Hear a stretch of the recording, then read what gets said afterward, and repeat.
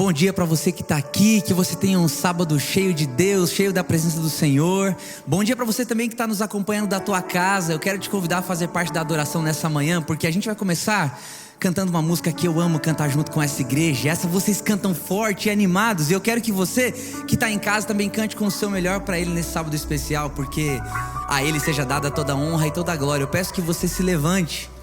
Nós vamos agora glorificar o nome do Senhor, não porque nós podemos fazer isso, merecemos, não, nós não somos dignos, mas porque Ele detém, Ele é digno de toda a honra e de toda a glória. E através dessa música a gente reconhece que a glória pertence a Ele, vem dEle, e eu quero cantar sobre isso junto com você.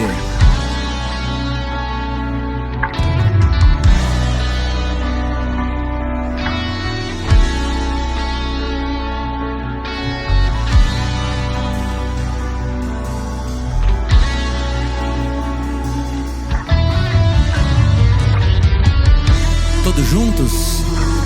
Porque dele, por ele, para ele são todas as coisas.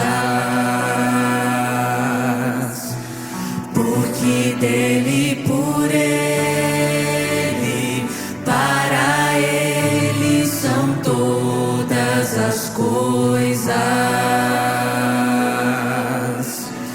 Porque dele, por ele, para ele são todas as coisas.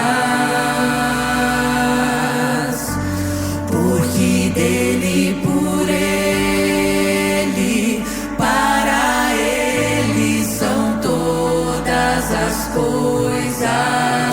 E agora eu quero ouvir você cantar a Ele a glória. Diga: a Ele a glória.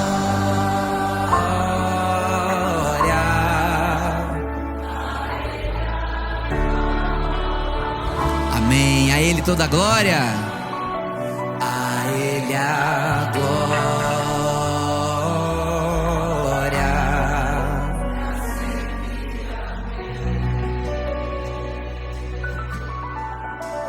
Quão profundas riquezas o saber e o conhecer de Deus.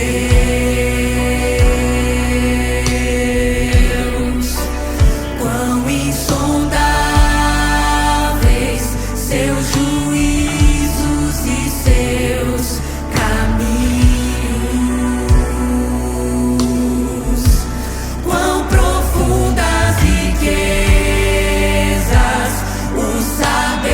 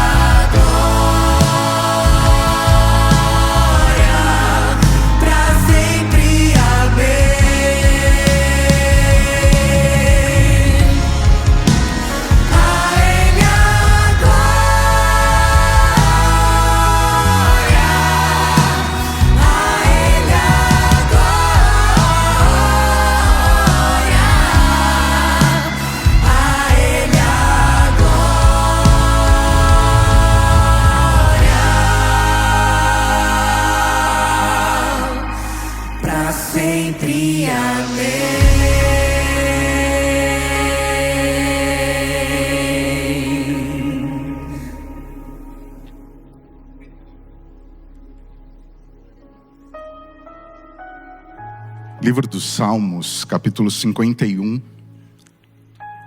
A partir do verso 1 diz o seguinte: Tem misericórdia de mim, ó Deus, por causa do teu amor. Lava-me de toda a minha culpa, purifica-me do meu pecado, pois reconheço a minha rebeldia. Quando Davi escreve esse salmo, ele ora, coloca diante de Deus um pedido de misericórdia, de perdão. Ele clama pelo favor de Deus desesperadamente. E isso fica bastante claro no versículo 10, quando ele diz: Cria em mim, ó Deus, um coração puro. Renova dentro de mim um espírito firme. Versículo 12: Restaura em mim a alegria da tua salvação e torna-me disposto a te obedecer. Davi, ele entende que essa mudança não pode ocorrer por si mesmo. Essa mudança só pode ocorrer mediante a ação, o poder de Deus. Davi quer viver algo novo, ele quer ser restaurado por Deus. E ele clama e pede para Deus: muda o meu ser, muda o meu pensar. No versículo 16 ele diz: Tu não desejas sacrifícios, do contrário eu os ofereceria. Também não queres holocaustos. O sacrifício que desejas é um espírito quebrantado. Não rejeitarás a um coração humilde e arrependido.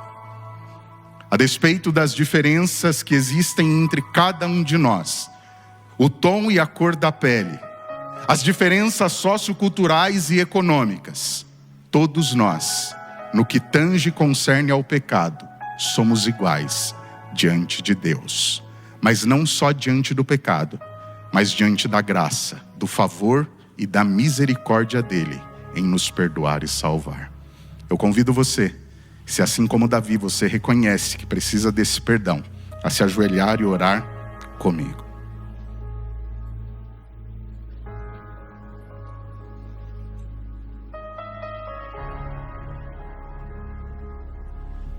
Bom Deus e Pai, nossa gratidão ao Senhor pelo dom da vida, nossa gratidão ao Senhor pela liberdade religiosa que temos em nosso país e por podermos neste momento nos reunir neste lugar para prestar um culto de adoração, honra e glória ao teu soberano e poderoso nome. Deus eterno, baseados em tua palavra, assim como Davi lá no passado, um dia, reconheceu diante das suas falhas, dos seus deslizes, a total necessidade, dependência, para que pudesse receber perdão, ter a sua vida renovada, restaurada. Nós nos prostramos diante do Senhor, confessamos a Ti os nossos pecados, clamamos a Ti o perdão, e assim como Davi fez, nós pedimos que em Cristo Jesus possamos viver novidade de vida. Crie em nós, ó Deus, um coração puro, renove em nós um espírito firme de acordo com o que o Senhor deseja para nós, para que assim como Davi, nós possamos oferecer a Ti sacrifícios, entregar ao Senhor as nossas ofertas, a nossa adoração, mas não fazer por fazê-lo, fazer pela motivação correta. Mas que assim como Davi disse e entendeu, nós possamos compreender e oferecer ao Senhor nesta manhã a nossa maior adoração, que é um coração, uma vida contrita e quebrantada diante do Teu altar. O nosso pedido é, Pai, por favor, nos aceita, nos restaure e nos transforma. Continua falando conosco, suplicamos em nome de Cristo Jesus, o nosso Senhor e Salvador. Amém. A Ele a glória,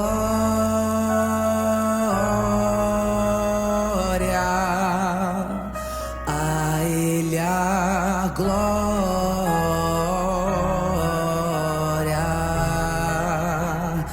a Ele a glória,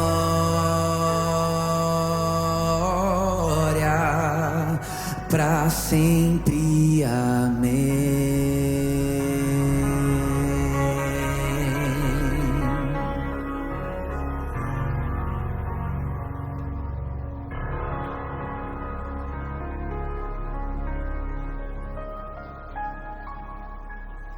São poucas as vezes em que Deus nos convida a testá-lo. Uma delas está escrito em Malaquias no capítulo 3, no verso 10, que diz assim: eu sou o Senhor Todo-Poderoso, ordeno que tragam todos os seus dízimos aos depósitos do templo, para que haja bastante comida na minha casa. Ponham-me à prova, e verão que eu abrirei as janelas do céu, e farei cair sobre vocês as mais ricas bênçãos. Por muitas vezes pode ser difícil manter a fidelidade, quando a vida nos apresenta tantos obstáculos, tantos desafios. Mas a palavra nos assegura que Deus sempre está no controle. E por mais que seja difícil, se nós confiarmos em Deus, Ele é fiel para abrir as portas dos céus e derramar sobre nós bênçãos sem medida. Você já imaginou experimentar a abundância de Deus em sua vida? Não apenas financeira, mas também em tempo, em qualidade. Deus está pronto para nos abençoar. Deus está pronto para dar o melhor que Ele quer para a nossa vida. Os diáconos agora, eles vão passar as salvas, e você pode também contribuir através da chave Pix que está sendo exibida na tela.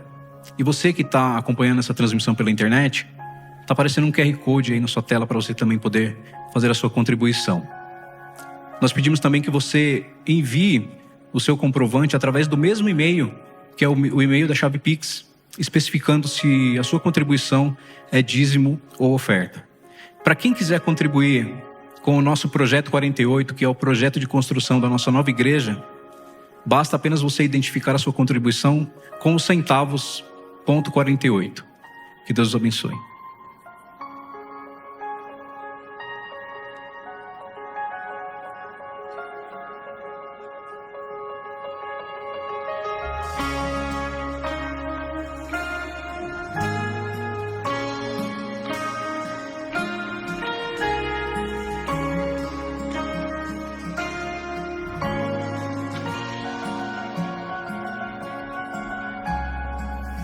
Ainda me lembro quando um milagre eu pedi, com pouca fé sim eu temi, e hoje eu posso ver, foi muito além do meu pensar. São tantas bênçãos pra contar, 1, 2, 3, bênçãos que não tem fim. Perco as contas e agradeço o que fez por mim. Deus, eu tenho tantas bênçãos, posso em minha vida enxergar. Quanto mais vejo os detalhes, sua bondade posso encontrar. Pai, enquanto eu viver, sempre irei me lembrar, ainda que sejam infinitas, suas bênçãos eu irei contar. E nenhuma fase dura para sempre, por isso eu não vou me esquecer. Cada motivo que tenho pra ser grato, por ter sido tão fiel a mim. Deus, eu tenho tantas bênçãos, posso em minha vida enxergar. Quanto mais vejo os detalhes, sua bondade posso encontrar. Pai, enquanto eu viver, sempre irei me lembrar, ainda que sejam infinitas, suas bênçãos eu irei contar.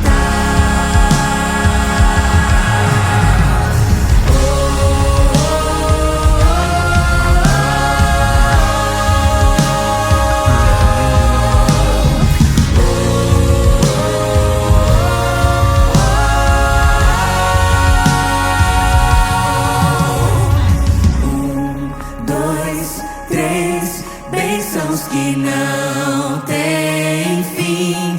Perco as contas e agradeço o que fez por mim. Deus, eu tenho tantas bênçãos,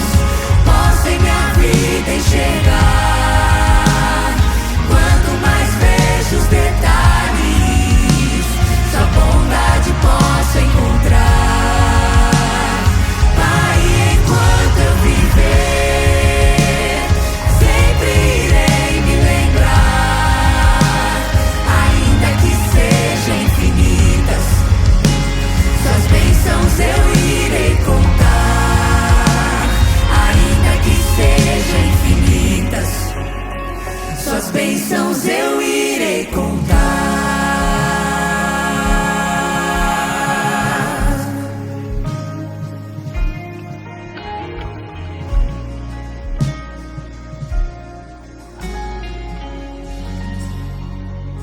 Querido Deus, nós agradecemos ao Senhor por tantas bênçãos que o Senhor tem dado a cada um de nós.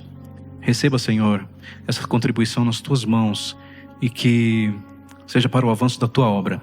Que o Senhor abençoe a família de cada pessoa que contribuiu e também aqueles que não puderam. Que o Senhor derrame as Suas bênçãos sobre a vida de todos nós. Em nome de Jesus. Amém.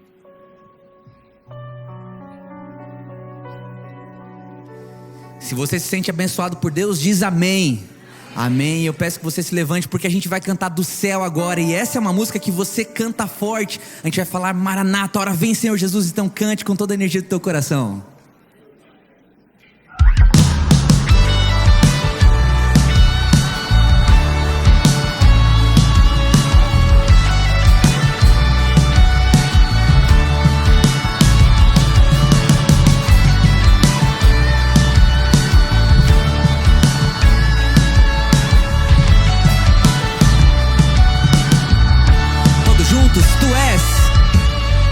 Tu és a minha luz, a minha salvação, e a ti me renderei. Se ao teu lado estou, seguro em tuas mãos, eu nada temerei.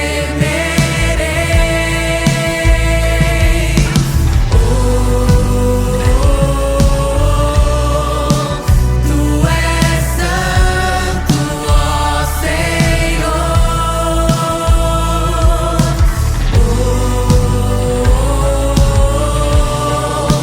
Tu és digno de louvor.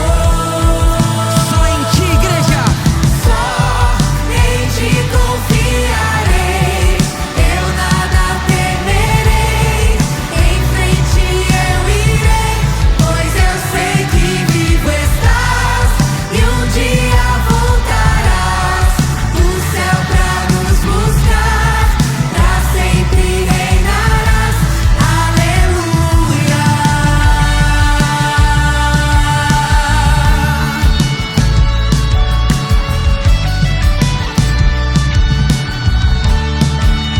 Tu és a minha luz, a minha salvação, e a ti me renderei. Se ao teu lado estou, seguro em tuas mãos, eu nada temerei.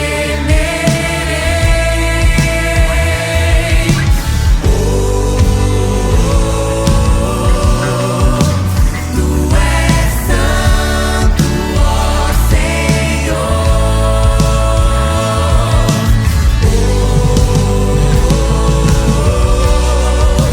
Tu és digno de louvor. Diga isso, só em ti.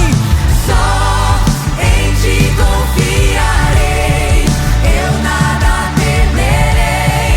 Em frente eu irei, pois eu sei que vivo estás e um dia voltarás do céu pra nos buscar, pra sempre reinarás. Aleluia.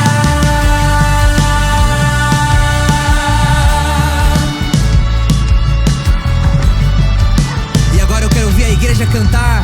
Vem Jesus. Vem Jesus, vem Jesus. Maranata, Maranata, ora vem. Vem Senhor, vem Jesus. Maranata, Maranata, ora vem. Todos juntos, vem Jesus. Vem Jesus, vem Jesus. Maranata, ora vem Senhor Jesus. Vem Jesus, vem Jesus. Maranata.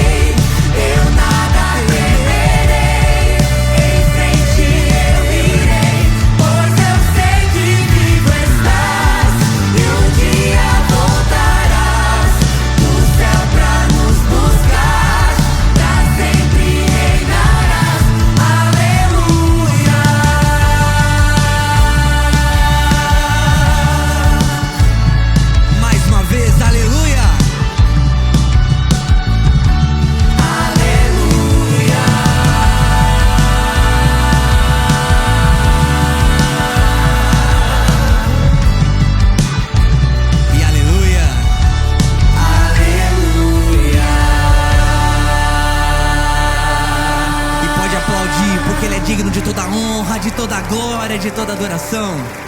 Amém. Nós somos muito diferentes uns dos outros aqui. Cada um tem um jeito, um gosto para comida, uma vontade, um jeito de ser, um jeito de interagir com as pessoas, né? A gente é diferente. Vimos de famílias diferentes, tivemos criações diferentes, mas tem pelo menos duas coisas que nos unem nessa manhã como um só. A primeira é de que nós somos filhos de Deus, feitos à imagem e semelhança dele. E nada vai tirar isso de você, jamais. Por mais que o mundo te machuque, te faça sofrer, você é feito à imagem e semelhança do Rei do Universo. E isso tem importância. E uma segunda coisa: todos nós pecamos e todos nós carecemos da graça salvadora de Deus. Nós vamos cantar agora que nós precisamos do Senhor. E eu peço que essa não seja só mais uma música que você canta, mas que seja de fato uma decisão, como quem olha para o céu, para o trono de Deus e diz assim: Senhor, eu preciso de você, então por favor me salva, preciso de ti.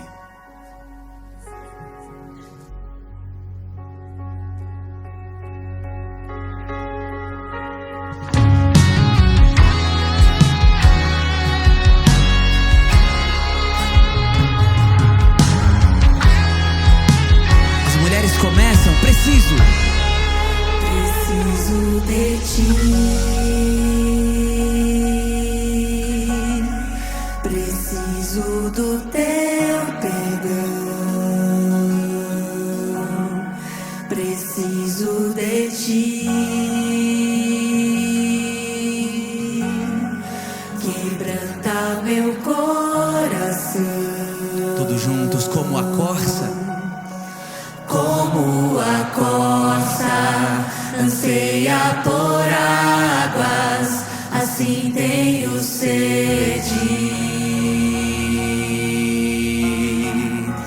Como terra seca, assim é minha alma, preciso de ti. Distante de ti, Senhor, não posso viver, não vale a pena existir. Escuta o meu clamor, mais que o ar que eu respiro, preciso de ti. Distante de ti, Senhor, não posso viver, não vale a pena existir. Escuta o meu clamor, mais que o ar que eu respiro, preciso de ti. Não posso esquecer o que fizeste por mim. Como alto é o céu, tua misericórdia é sem fim. Como um pai se compadece dos filhos, assim tu me amas. Que Ele afasta as nossas transgressões. Afasta as minhas transgressões, preciso de ti. Diga isso pra Ele, distante de ti, Senhor, não posso viver, não vale a pena existir.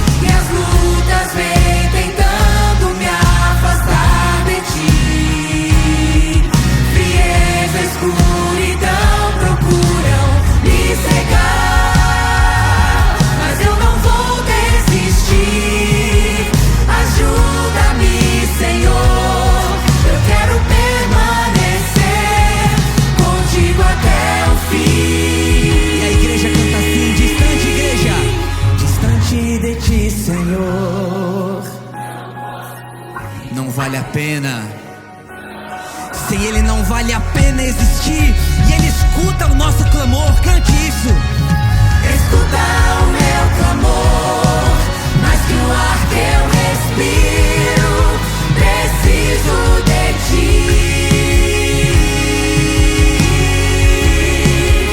Distante de ti, Senhor, não posso viver. Não vale a pena existir.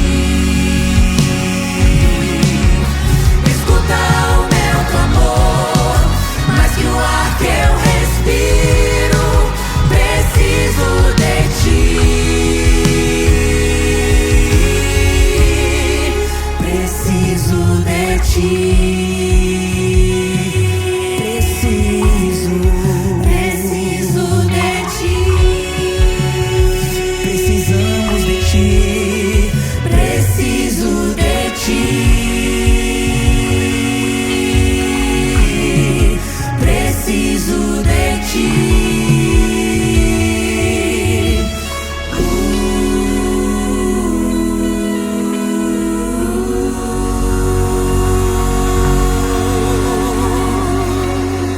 Louvado seja Deus. Amém. Amém.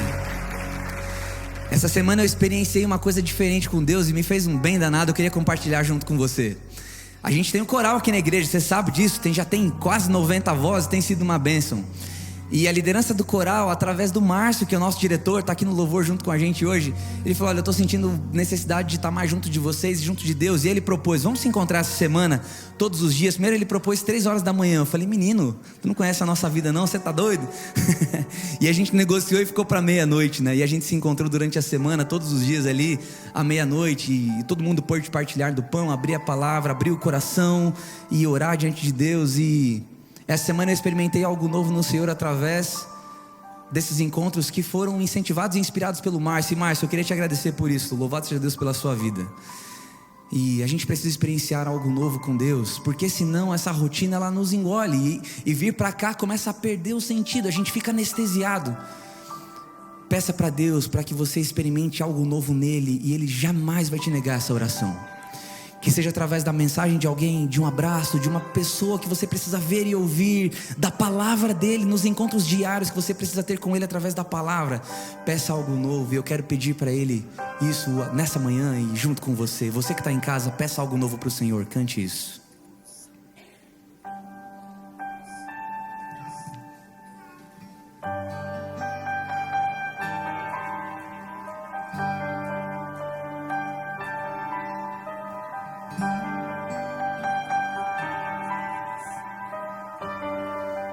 Vem me visitar. Vem me visitar hoje aqui. Quero conhecer mais de ti. Espírito vem, Espírito vem, Espírito Santo. Espírito vem, Espírito vem, Espírito Santo. Você pode cantar isso com a gente? Eu quero viver. Eu quero viver algo novo. Faz meu coração arder de novo, fazendo todo medo desaparecer, trazendo sobre mim um novo amanhecer. Eu quero viver algo novo. Todos juntos, vem me visitar. Vem me visitar hoje aqui.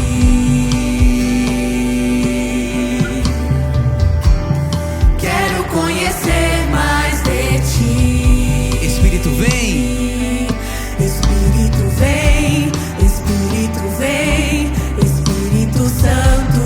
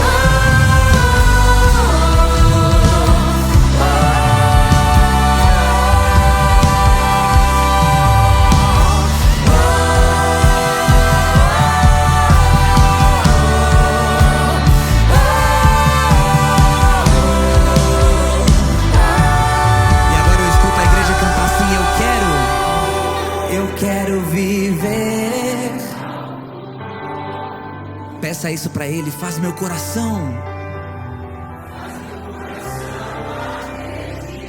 Amém. Fazendo todo medo desaparecer. Cante isso com vontade. Eu quero viver, igreja. Eu quero viver algo novo. Louvado seja Deus. Eu quero viver. Eu quero viver algo novo. Faz meu coração arder de novo, fazendo todo medo desaparecer, trazendo sobre mim um novo amanhecer. Eu quero viver algo novo.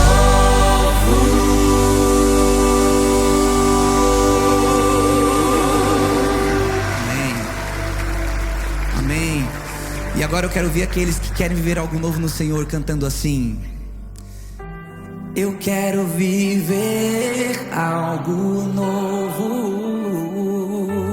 Faz meu coração arder.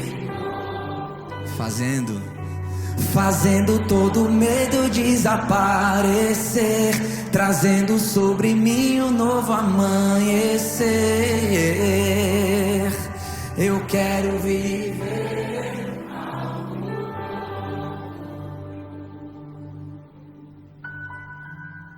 Querido Deus, esse é o desejo do nosso coração.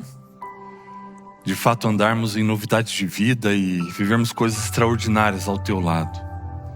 É por isso que estamos aqui, ó Pai, porque entendemos o quão dependentes somos do Senhor. E entendemos também o quanto o Senhor pode tornar a nossa vida diferente. Então envia sobre nós o Teu Santo Espírito, que Ele continue aqui conosco e visite cada mente, cada coração, nos preparando para que tenhamos de fato um encontro real e transformador contigo. Fala ao nosso coração, nos torna sensíveis à Tua voz nesse momento, Pai, e abençoa-nos em nome de Jesus. Amém.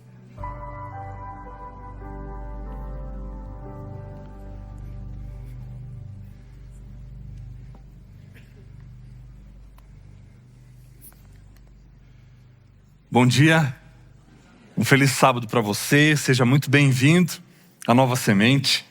Essa aqui é uma comunidade da Igreja Adventista do Sétimo Dia que existe com um propósito. Propósito de que a cada sábado nós possamos viver algo novo, uma experiência real e transformadora com Deus e que de fato isso se cumpra mais uma vez na minha e na sua experiência. Só por curiosidade, quantas pessoas de fora de São Paulo nós temos hoje aqui nos visitando? Posso ver sua mão? Deus seja louvado pela sua presença, nos sentimos honrados com a visita e que você se sinta bem aqui em nosso meio. Essa é a sua casa. Quando estiver aqui em São Paulo, venha nos visitar sempre. E ao final do culto estarei à porta, a gente pode se conhecer, conversar um pouquinho. Deus seja louvado pela sua presença aqui. Queridos, hoje eu quero voltar a uma pergunta de Jesus. Há alguns sábados eu já refleti um pouco com vocês a respeito de algumas perguntas que Jesus fez ao longo do seu ministério, que são perguntas, num primeiro momento, aparentemente óbvias demais, mas eu nunca vi Jesus falar alguma coisa que não tivesse recheado de propósito, de significado e que não servisse para a nossa reflexão, para o nosso crescimento, para a nossa compreensão de uma verdade muito profunda. E hoje eu quero me voltar a mais uma dessas histórias, onde Jesus, ele faz uma dessas perguntas e eu queria refletir sobre essa pergunta com você. Então, se você tem aí a sua Bíblia, abra no Evangelho de João, no capítulo 5.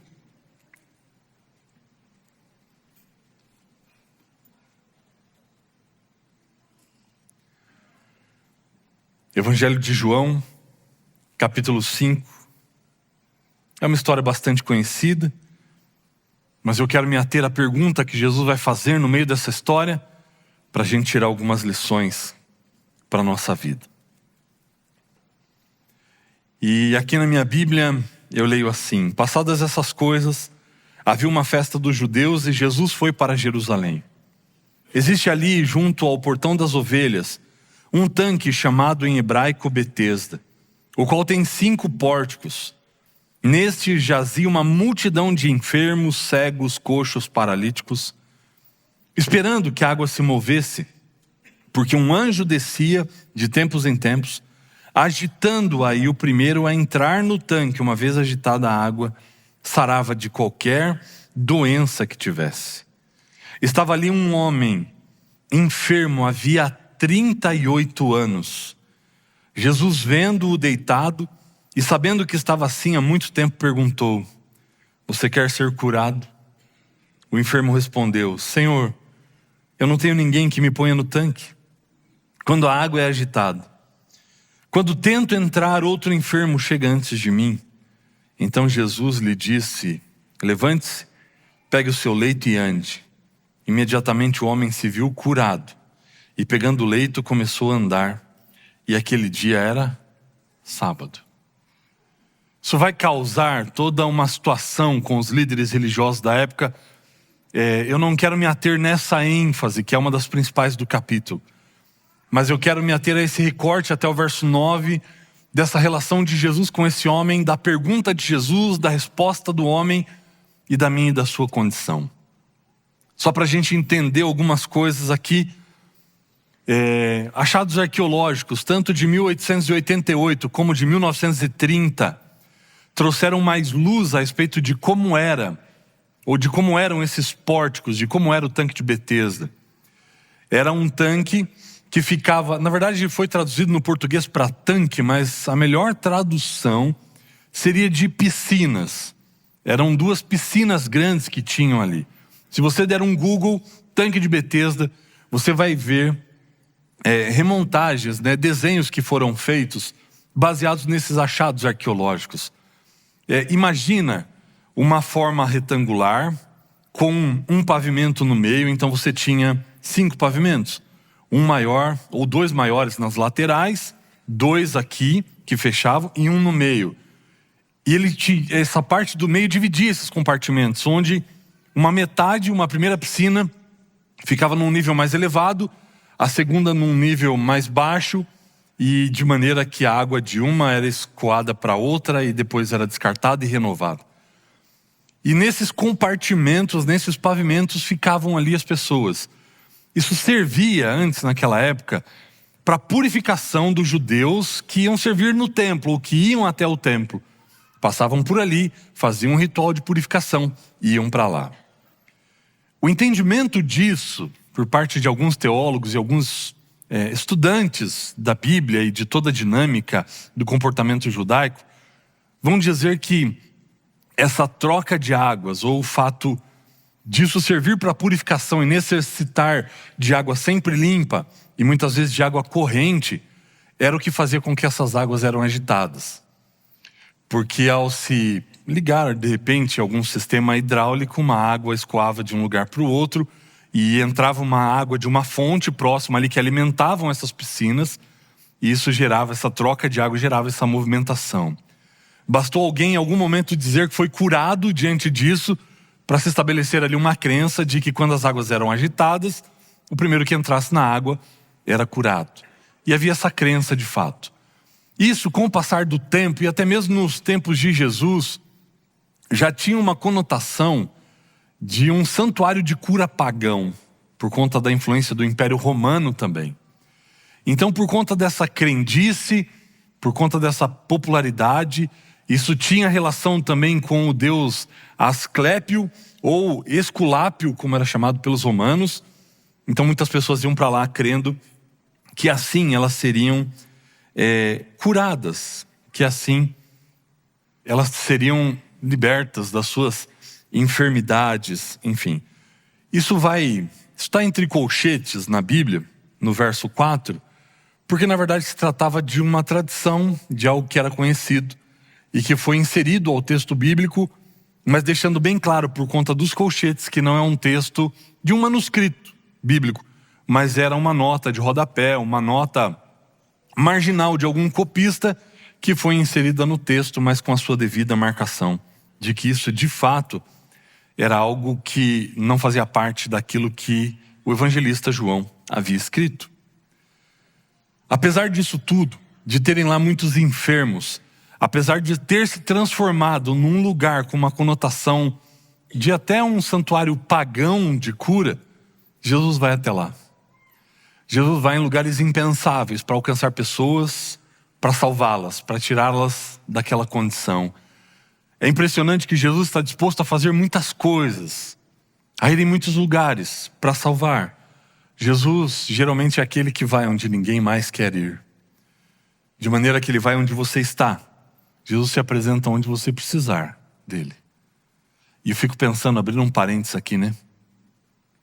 A gente tem um ditado hoje na nossa cultura que diz: diga-me com quem tu andas.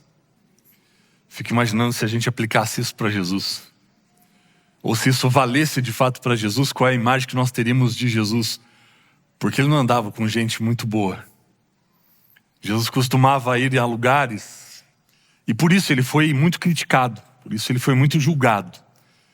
Então, de repente, a gente tem que tomar alguns cuidados quando a gente assume algumas coisas como se fossem verdades absolutas, quando na verdade elas não são, e devem ser avaliadas segundo o seu contexto. E isso é muito presente na vida e no ministério de Jesus. Mas Jesus vai lá nesse lugar onde os líderes religiosos da sua época não iam, porque tinham lá pessoas pecadoras, como eu e como você. Ainda mais naquela época, onde julgavam que se uma pessoa tinha uma enfermidade, isso deveria ser decorrência ou consequência de um pecado que a pessoa tinha cometido, ou que carregava consigo. Mas Jesus vai até lá. Jesus vai até lá por causa de um desconhecido. A gente não sabe qual é o nome desse homem. Ele simplesmente na Bíblia é apresentado como um homem paralítico. Essa é a referência que a gente tem dele. É isso que nós conhecemos dele, que era um homem paralítico. Diante da sua sociedade, um homem excluído. Um qualquer, um Zé Ninguém. Alguém até mesmo sem nome. E a diferença está em que, apesar dele ser visto assim pela sociedade, Jesus o conhece. Jesus sabe quem ele é. E Jesus sabe mais do que isso, sabe do que ele precisa. Assim como ele conhece a mim e a você. Jesus te conhece melhor do que qualquer outra pessoa. Mas a Bíblia vai dizer que esse homem estava ali naquela condição há 38 anos. 38 anos. Pode ser que muitos dos que estão aqui nesse auditório não tenham ainda alcançado essa idade. Passei dos 38 há pouco, estou com 41. Praticamente o que eu tenho de vida esse homem tinha lá naquela condição, vivendo ali, no tanque de BT. Você já parou para pensar o que é isso? 38 anos vivendo nessa condição. 38 anos dependendo da boa vontade das pessoas, vivendo à custa de esmolas, sem esperança, sem expectativa, sem uma certeza de quando ele faria a sua próxima refeição, de quando ele conseguiria entrar na água para que fosse curado, porque essa era a crença, era nisso que estava colocada a esperança dele. 38 anos. Eu fico imaginando a condição desse homem ali, 38 anos. Levando a mesma vida, na mesma condição. 38 anos. Como é a vida? Como é cada dia de alguém que está nessa condição há tanto tempo? Que vida é essa? Quais são os pensamentos de alguém que está nessa condição há tanto tempo? O que uma pessoa nessa condição pode esperar que aconteça ainda na sua vida? Tanto tempo, tanta espera, tanta expectativa nos primeiros anos em que ele tinha ido para lá de que alguma coisa acontecesse. Quantas decepções ele já não passou? Quantas pessoas não o decepcionaram ao longo da sua vida? E possivelmente vivia lá porque não podia mais viver no convívio das pessoas, dos seus familiares, quem sabe. Quantas frustrações dentro desse coração. Quanta mágoa. Quanta revolta, quanta coisa. Como é que vive alguém nessa condição? 38 anos assim.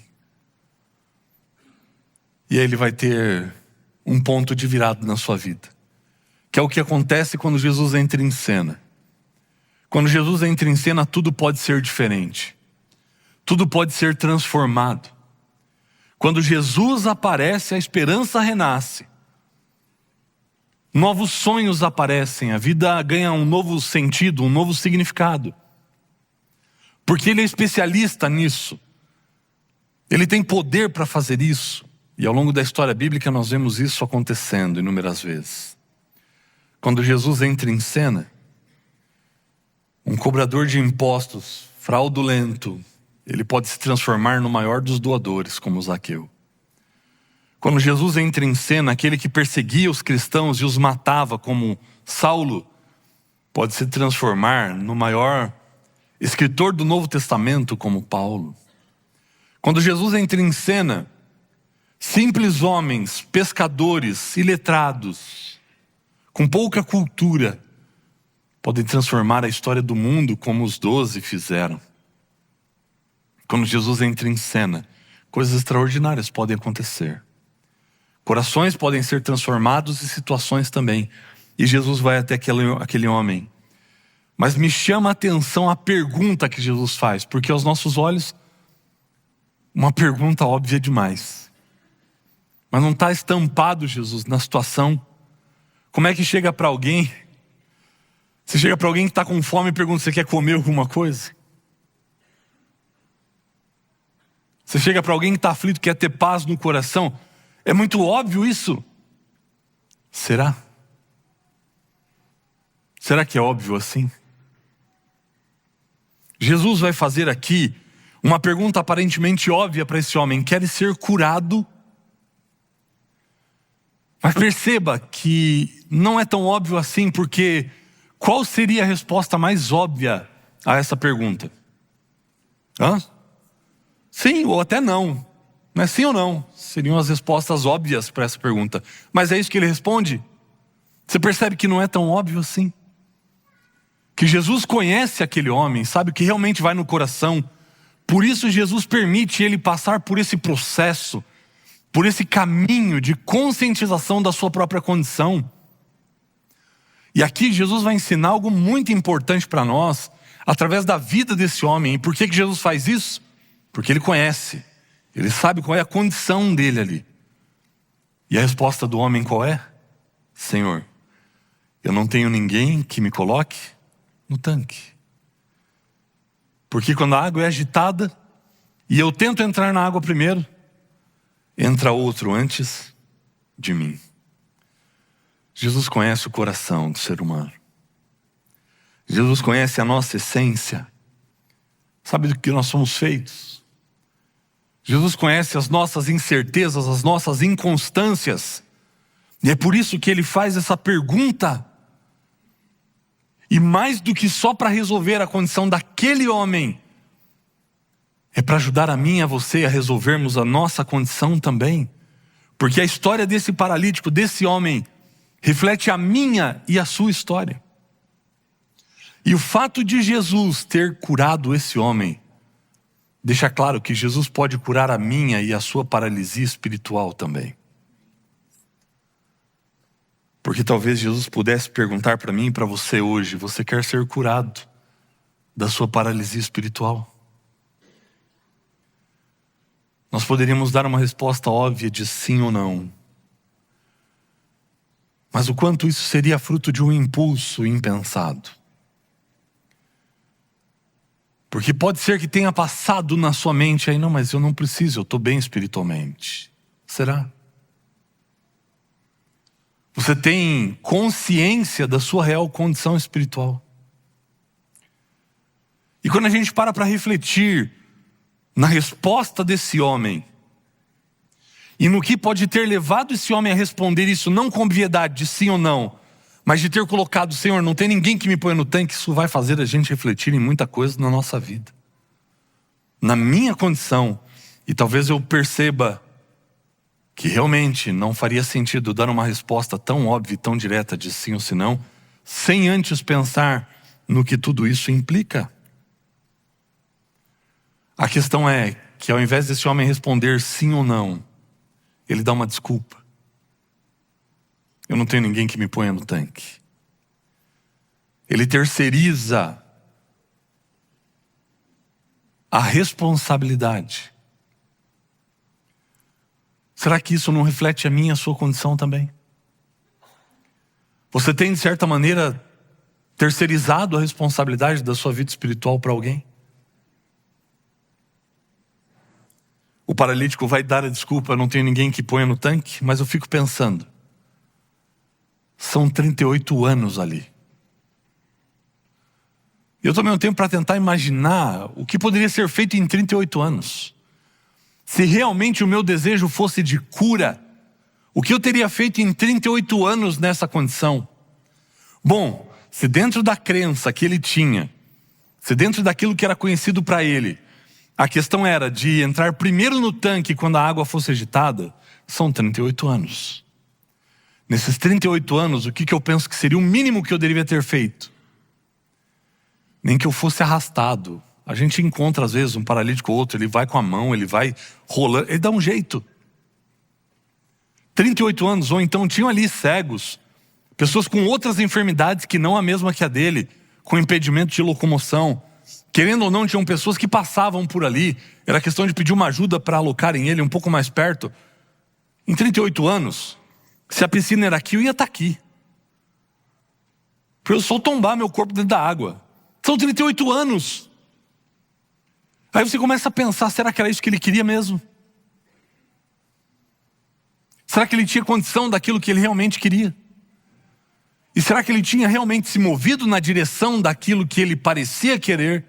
Então aquilo que parecia óbvio no momento, agora já tem uma série de complexidades que precisam ser avaliadas. Eu quero ser alguém mais espiritual. Quer mesmo? O que é que você tem feito para isso? Quais são as atitudes que você tem tomado para possibilitar isso na sua vida e na sua experiência? E tem um pensamento que diz que quem quer, faz. Quem não quer, dá desculpa. Você é do time que faz ou é do time que dá desculpa? Qual é a sua real condição? E se Jesus perguntasse hoje para você, filho, você quer ser curado da sua paralisia espiritual? Da sua mornidão espiritual? Quer ser curado da mornidão espiritual? Quer ser curado do comodismo espiritual? Qual seria a sua desculpa? Porque muitos têm dado a desculpa, Senhor, eu não tenho tempo. Senhor, eu trabalho demais. Eu não sei nem por onde começar. Isso é desculpa. Eu não tenho quem estude a Bíblia comigo. Isso é desculpa. Isso é terceirização da responsabilidade. É por isso que Jesus pergunta para o paralítico, você quer ser curado? E é por isso que ele precisa perguntar isso para mim. Eu preciso me deparar com essa pergunta hoje. Eu quero ser curado da minha paralisia espiritual. Eu quero ser curado dessa condição de mornidão. Existe um conceito na psicologia, que é o conceito que vem também da fisiologia, mas aplicado à psicologia é o conceito da homeostase. O que é homeostase? É quando o corpo ele se adapta para manter-se equilibrado com as suas funções, enfim. E isso aplicado à área da psicologia é quando você adapta a sua percepção do meio, a percepção do ambiente, das situações, para que você se acomode diante dessa condição. E Deus deu isso para o ser humano. A gente tem uma capacidade de adaptação incrível, só que muitas vezes ela serve para nos colocar nessa condição de comodismo. Porque eu me acomodo facilmente a essas situações. E facilmente eu consigo me adaptar até mesmo no meio da desgraça. É por isso que muitas vezes, quando até mesmo a prefeitura, órgãos públicos, ONGs, oferecem ajuda a alguém que está na rua, a pessoa muitas vezes não quer sair da rua. Porque ela já alcançou essa homeostase, ela aprendeu a viver com aquilo, e ela se adaptou àquilo, ela se acondicionou àquela situação. É por isso que algumas pessoas conseguem estabelecer isso no meio de um quadro de enfermidade. Tem um filme, me foge o nome dele agora, mas é com Robert De Niro, que é analisado também nos cursos de psicologia, de pós-graduação, enfim. Onde a mãe cuida do filho, o filho é o Robert De Niro, ele tem uma doença que o travou na cama. E enquanto ele está lá na cama, a mãe vive bem, mas um dia ele começa a tomar uma medicação que tira ele da cama. E isso desestabiliza a mãe, porque ela saiu do seu ponto de equilíbrio. Ela não sabia viver com o novo, porque o fato dele sair da cama trouxe outras preocupações, trouxe uma nova dinâmica, e isso desestabilizou o ambiente familiar. Esse homem tinha alcançado essa homeostase. 38 anos, ele já sabia viver naquela condição. E isso pode ser algo que tenha afetado a mim e a você também. 38 anos vivendo nessa condição, ele já estava conformado com aquilo, acomodado com aquilo. E ser curado traria também algumas implicações. Por isso, apesar da pergunta ser óbvia, ela não é rasa, ela não é sem propósito. Quer ser curado? Pera lá. Ser curado tem as suas implicações. Ser curado na condição daquele paralítico teria a implicação de ter que sair daquele lugar, enfrentar a vida em outro ambiente, novo agora. Sair dali implicava em conseguir um emprego. Ser curado implicava em não viver mais de esmolas, de um dinheiro fácil, de certa maneira. Ser curado implicava ser responsável por si mesmo. E eu não sei se ele estava disposto a fazer isso. Por isso Jesus pergunta para ele: você quer ser curado? Tem compreensão, tem consciência da sua real condição. E quando Jesus pergunta para mim e para você: quer ser curado da sua paralisia espiritual, do seu conformismo espiritual, da sua mornidão espiritual? Porque responder sim a essa pergunta traz também as suas implicações. Querer ser curado da mornidão espiritual requer encontrar tempo para a oração. Requer exercício da vontade para encontrar tempo para a leitura da palavra. Ser curado da mornidão espiritual requer emprego da vontade para você dizer não para o pecado. Uma das implicações de ser curado da paralisia espiritual é buscar em primeiro lugar o reino de Deus e a sua justiça, e não as coisas desse mundo. Não conforto, não luxo, mas buscar em primeiro lugar o reino de Deus e a sua justiça. E pode ser que em alguma condição isso esteja envolvido, mas pode ser que não. Implica em não terceirizar a sua espiritualidade. Uma evidência de quando nós começamos a entrar nessa condição de mornidão espiritual é quando nós começamos a avaliar o culto, se o culto foi bom ou se não foi. Quando nós atribuímos essa responsabilidade ao pregador, ao cantor, ao ministro, ao grupo de louvor. Nós só estamos aqui para conduzir, mas a adoração quem presta somos todos nós. E se você vai entrar nessa de se o culto foi bom ou não, foi porque você não cultuou. Foi porque você não entregou, foi porque você não adorou. Assuma a responsabilidade. E isso implica ser curado da mornidão espiritual, da paralisia espiritual. É trazer para mim essa responsabilidade. A terceirização da responsabilidade, ela é um sintoma dessa paralisia espiritual. E eu fico pensando, algumas pessoas com quem eu converso que não vêm mais à igreja, seja essa ou seja qualquer outra igreja, é muito comum você ouvir frases decorrentes de uma paralisia espiritual, de uma terceirização espiritual, onde elas dizem: eu não vou mais porque um irmão da igreja me magoou. Não sei se você já se deparou com isso. Ou você já deixou de fazer alguma coisa que tem a ver com a sua espiritualidade por conta do que alguém fez ou deixou de fazer. Até quando você vai deixar isso na mão do outro? Até quando o que o outro faz ou deixa de fazer vai implicar naquilo que você faz ou deixa de fazer? Isso é terceirização da espiritualidade. Ah, mas eu sou assim, vivo assim porque quando eu era criança meus pais me obrigavam. Vai culpar os seus pais até quando? No que diz respeito à sua espiritualidade, à sua busca por Deus, é porque ninguém me visitou quando eu saí da igreja. Veja, uma coisa é uma coisa, outra coisa é outra coisa. Já dizia um sábio aí, né?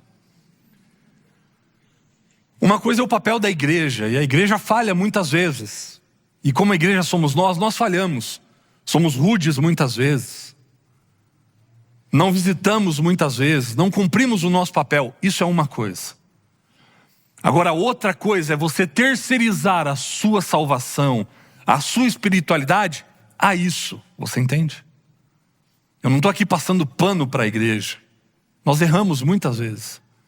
Agora, o que eu não posso como indivíduo é abrir mão daquilo que é essencial para mim por causa de que outra pessoa fez. Porque o outro é pecador também. O outro é falho também. Agora, se eu tomo isso e dou para isso um peso a ponto disso me afastar de Deus, do convívio dos outros irmãos, e daquilo que é o propósito de Deus para mim, tem alguma coisa errada. Eu não estou sendo mais responsável por mim mesmo. Pela condução da minha vida, eu estou terceirizando isso para outra pessoa. E isso é para tudo na vida. Porque é fácil terceirizar, é gostoso terceirizar. Eu tiro de mim a culpa. Eu tiro de mim o peso da responsabilidade.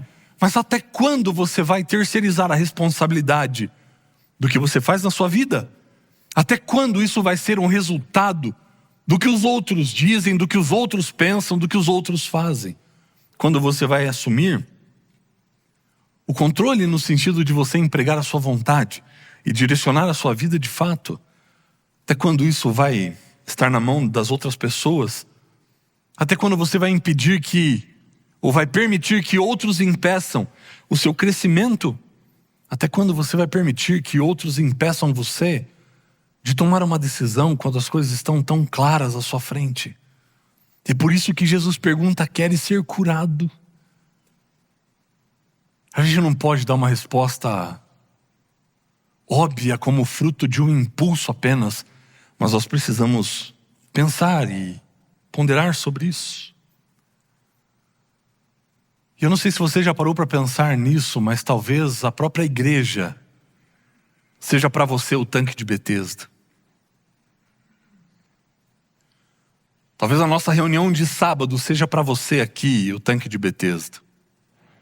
Você vem aqui recorrentemente, a cada sábado, mas esperando que alguém empurre você.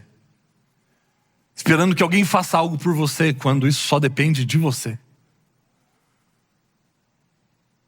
Será que a Nova Semente, esse culto aqui, a sua igreja, onde você estiver, não é para você um tanque de Betesda? Há quanto tempo você senta aqui nessas cadeiras e não serve em algum ministério? Há quanto tempo você vem aqui, senta-se nessas cadeiras e não falou de Jesus para ninguém? E não levou ninguém ainda a uma decisão, não estudou a Bíblia com ninguém? Há quanto tempo você senta nessas cadeiras aqui e fora daqui não tem ainda uma vida de oração? Não se volta para a palavra todos os dias? Há quanto tempo? Será que você não está aqui no tanque de Betesda esperando que alguém jogue você na água? Quando na verdade isso poderia ser fruto de uma decisão pessoal. Há quanto tempo você está assistindo pela internet porque é cômodo, é confortável, mas abandonou o convívio dos irmãos? Há quanto tempo você não vai até uma igreja para ali se manifestar o corpo de Cristo e você fazer parte disso de uma maneira visível, presencial?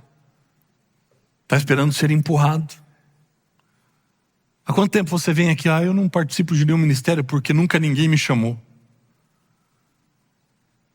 Eu faço um apelo para você: não espere por isso.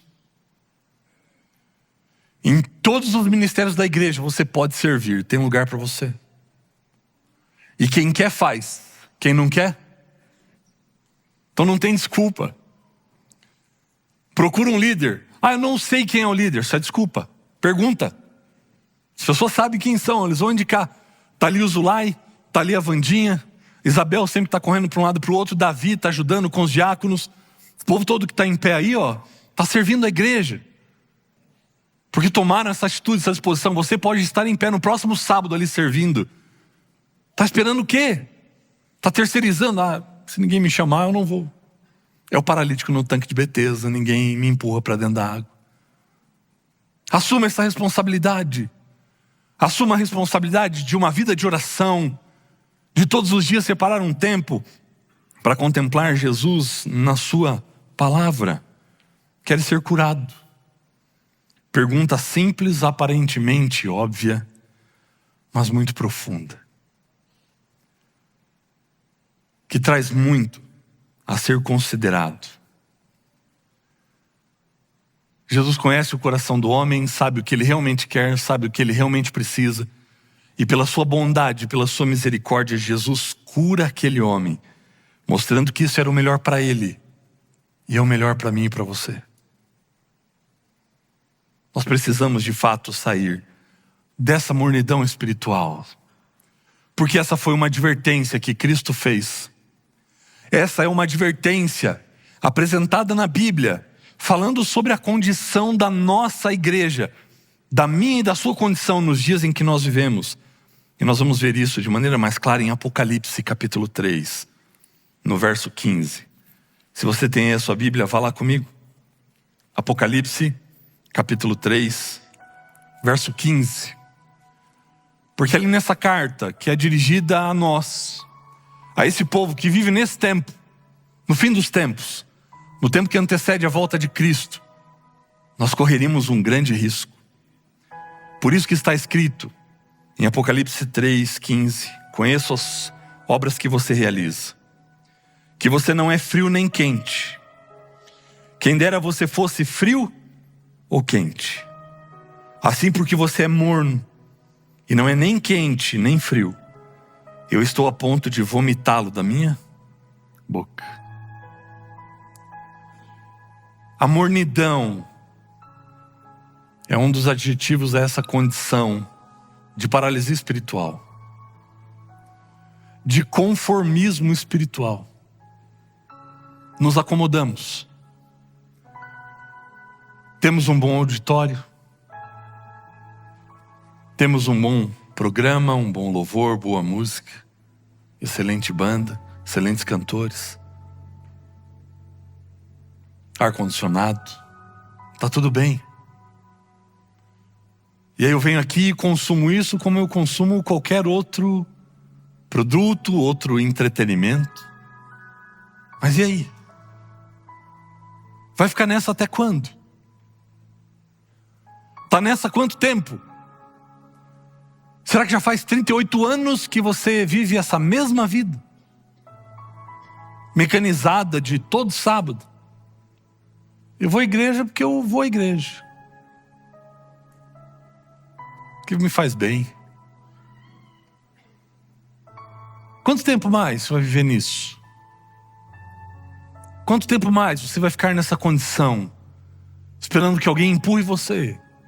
Esperando que alguém faça por você? Qual é a resposta que você vai dar para Jesus hoje? Quer ser curado? Essa pergunta traz outras perguntas. Conhece você a sua real condição? Tem você uma noção clara de como você tem levado sua vida? Do que isso tudo que acontece sábado após sábado representa na sua vida?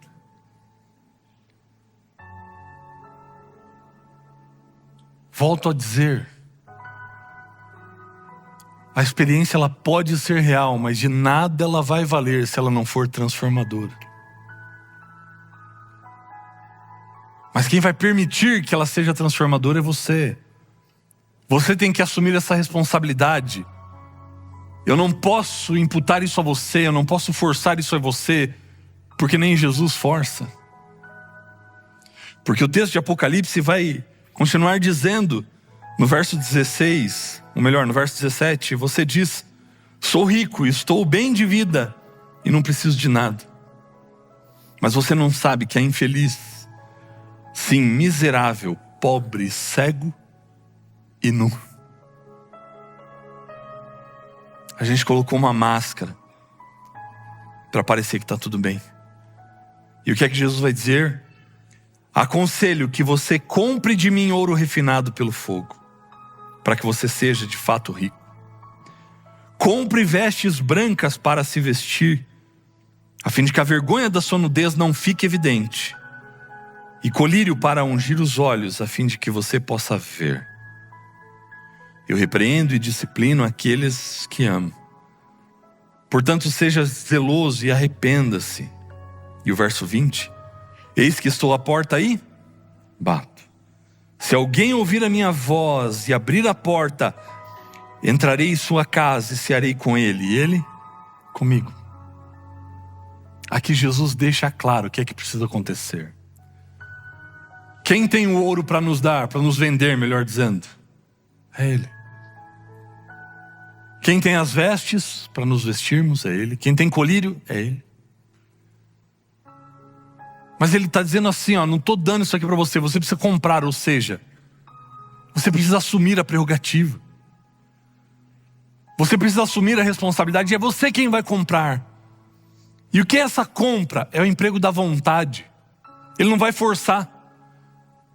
O emprego da vontade, ou melhor, a compra é você empregar a sua vontade, é você se voltar para isso, é abrir mão de outras coisas para escolher isso. E ele vai dizer que ele faz o quê? Ele bate a porta. Mas quem é que abre? É você. Ele pode fazer a mudança. Ele pode dar condições para que isso aconteça. Mas quem é que dá o primeiro passo? É você. É o emprego da sua vontade. Você percebe, entende que precisa do que Ele quer. Você precisa direcionar a sua vida para isso. Existem implicações nessa decisão. Eu aceito Jesus.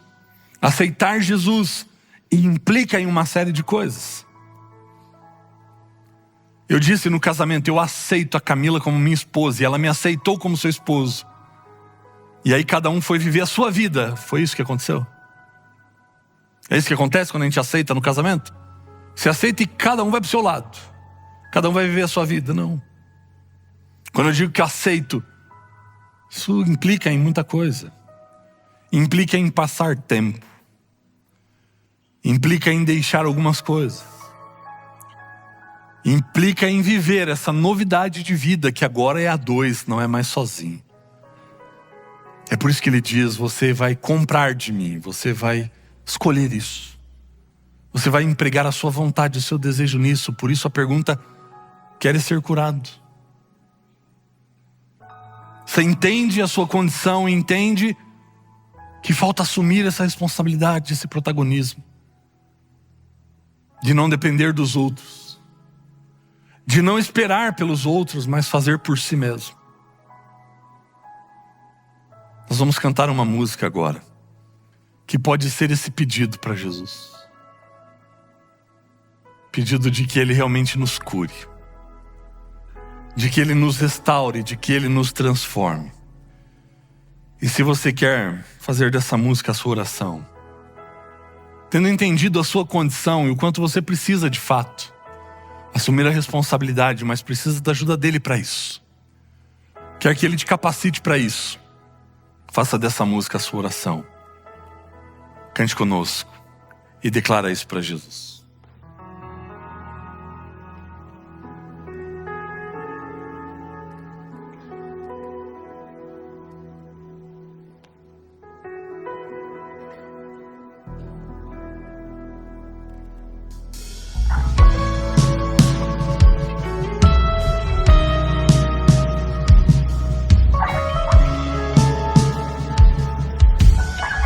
Todos juntos, me escutas?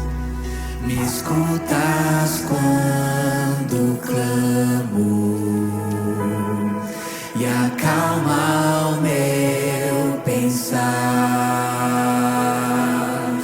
Me levas pelo fogo, curando todo o meu ser. Confio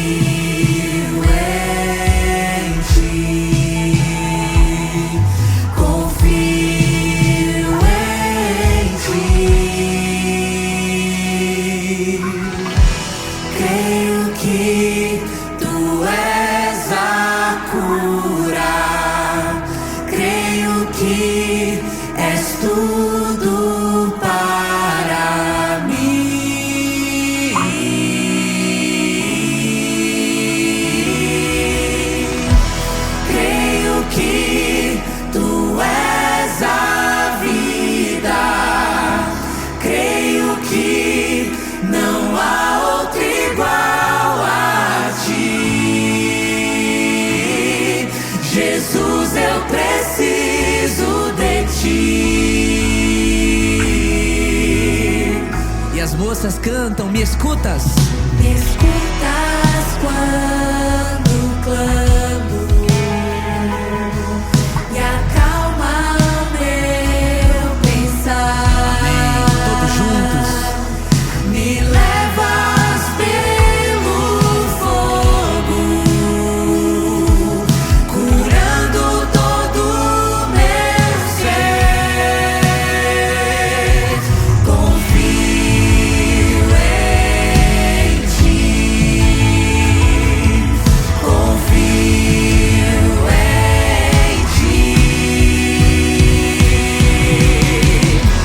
Creio que tu és a cura, creio que és tudo para mim.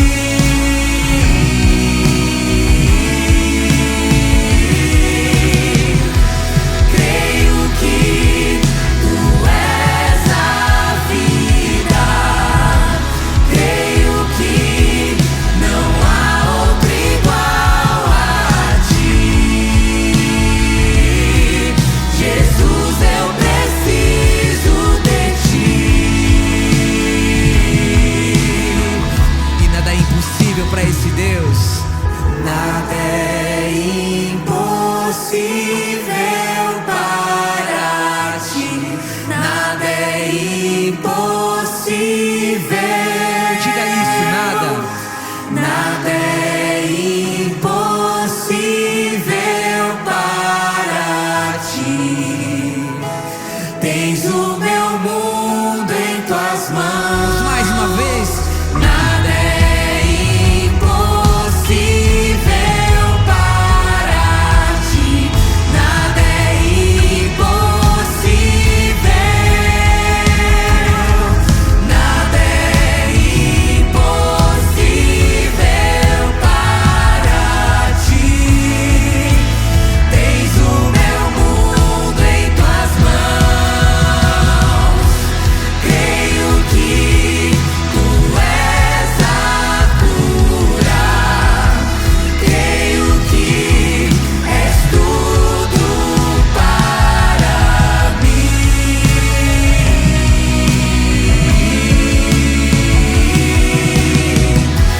Creio que tu és a vida, creio que não há outro igual a ti. Jesus, eu preciso de ti.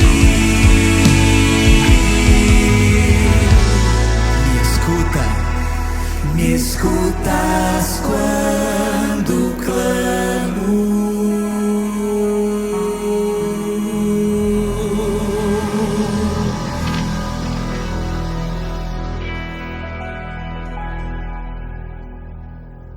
Querido Deus,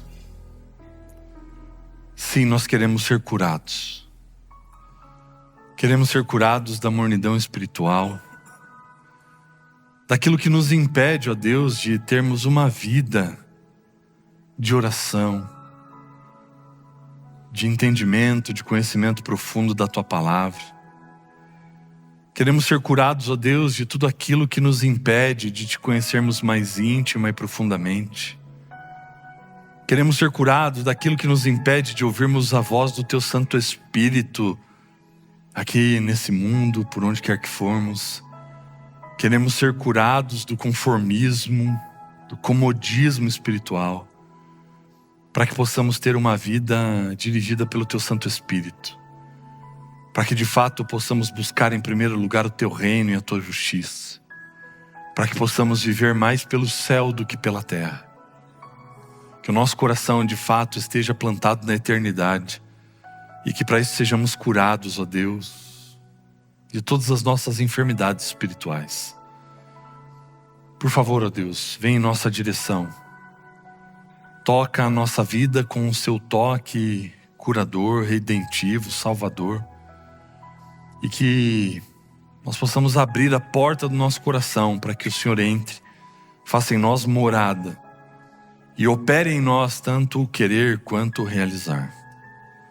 Salva-nos, ó Deus. tira-nos dessa condição de mornidão e que possamos ser quentes em Cristo Jesus. E que possamos incendiar o mundo com essa mensagem de amor, de vida e de salvação. Abençoa-nos, ó Deus, toma conta de todos nós e que de fato o Senhor nos habilite com Teu Santo Espírito a fazermos mais em função da pregação do Evangelho, que possamos viver mais as verdades da Tua Palavra e que possamos representar o Senhor para as pessoas que estão à nossa volta, até que o Senhor venha, em nome de Cristo Jesus. Amém. Essa é a Nova Semente, uma experiência real e transformadora com Deus, e que você tenha na presença dEle um bom restante de sábado.